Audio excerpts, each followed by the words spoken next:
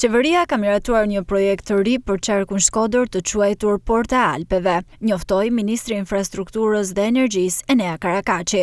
100 milion euro në total do të përdoren për një sër investimesh në infrastrukturë e transport, me qëllim për të krijuar një korridor mes Alpeve dhe Adriatikut. Kjo do të forcojë turizmin dhe zhvillimin ekonomik. Sot në mbledhjen e qeverisë kemi miratuar një projekt shumë të rëndësishëm infrastrukturor për qarkun e Shkodrës, që quhet Porta e Alpeve, dhe nënkupton një marrëveshje financimi me Bankën Evropiane të Investimeve në vlerën 50 milion euro dhe 50 milion euro tjera janë angazhuar nga qeveria e Shqipërisë për të alokuar nga buxheti i shtetit. Pra kemi një vlerë 100 milion euro që shkon për atë që quhet Porta e Alpeve, qarkun e Shkodrës, në lidhje me projekte infrastrukturore të natyrave të veçanta.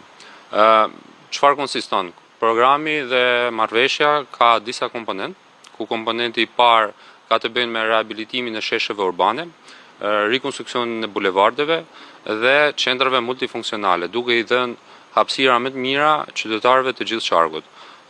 Komponenti tjetër ka të bëjë me investime infrastrukturore në akset që lidhen Bregdetin e Velipojës, liçenin e Shkodrës, lumin e Bunës dhe pjesën e Malësisë së Madhe dhe pjesën e Alpeve.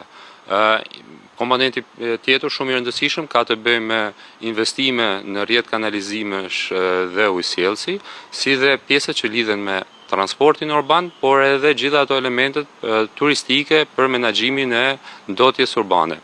Dhe së fundmi, pse është shumë i rëndësishëm kjo marrëveshje, sepse me anë të kësaj marrëveshje krijojmë për herë të parë një korridor të integruar midis Alpeve dhe Bregdetit Adriatik, duke krijuar kështu në këtë mënyrë një mundësi për të patur një sezonalitet të plot turistik nga dimri në verë dhe duke i qëndruar më afër qytetarëve dhe për të përmirësuar në zhvillimin ekonomik të gjithë qarkut Shkodër.